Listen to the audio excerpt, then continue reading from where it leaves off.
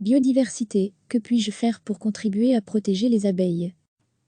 Certains apiculteurs peuvent se réjouir du printemps exceptionnel que nous connaissons en Belgique. Après un hiver doux, au cours duquel il y a eu peu de mortalité, la floraison a été abondante, fournissant beaucoup de nourriture aux abeilles. La période de confinement a fait baisser la pollution à certains endroits, comme par exemple à Rome, où ce phénomène a été bénéfique aux 150 000 abeilles, qui occupent les 3 ruches installées sur le toit d'une unité spéciale des carabiniers chargés de la protection de l'environnement et des forêts. Les tests y ont montré que la qualité du miel a augmenté et que les abeilles ont trouvé 150 fleurs différentes dans la région, par rapport à la centaine de variétés observées avant le confinement. Mais il ne faut pas se voiler la face. Comme d'autres insectes pollinisateurs, les abeilles sont en danger.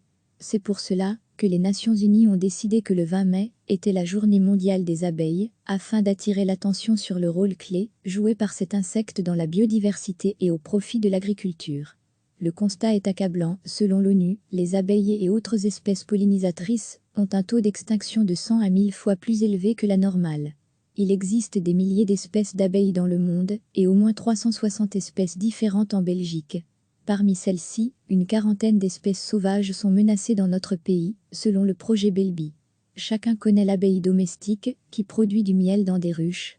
Le rôle des abeilles sauvages n'est pas moins important, souligne la FAO, qui les qualifie d'alliés cruciaux dans la lutte contre la faim. À lire aussi, la liste rouge des abeilles, un rapport alarmant sur les abeilles sauvages de Belgique. La raréfaction sur un long terme des abeilles a d'autres impacts que la diminution de la production de miel. La pollinisation est un processus fondamental pour la survie des écosystèmes, souligne l'ONU. De ce processus dépend de la reproduction de près de 90% des plantes sauvages à fleurs, ainsi que 75% des cultures vivrières et 35% des terres agricoles à l'échelle du monde. Et l'ONU appelle à renforcer les mesures de protection des pollinisateurs. Les Nations Unies livrent un certain nombre d'actions que chacun peut mener pour protéger les pollinisateurs. Certains apiculteurs peuvent se réjouir du printemps exceptionnel que nous connaissons en Belgique. Après un hiver doux, au cours duquel il y a eu peu de mortalité, la floraison a été abondante, fournissant beaucoup de nourriture aux abeilles.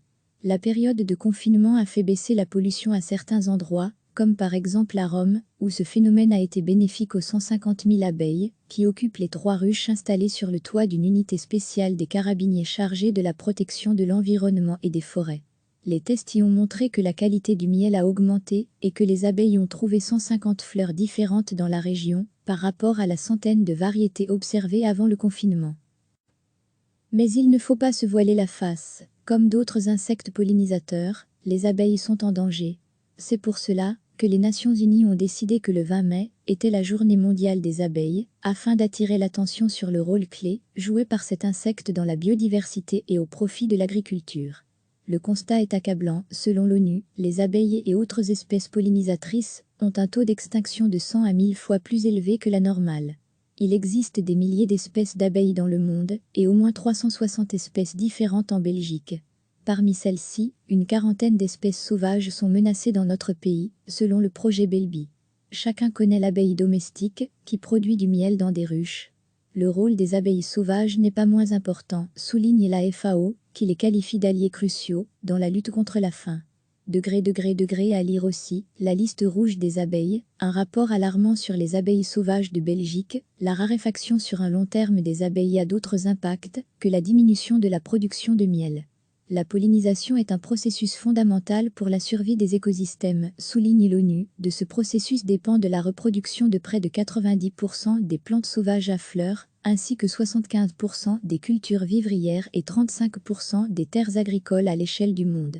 Et l'ONU appelle à renforcer les mesures de protection des pollinisateurs.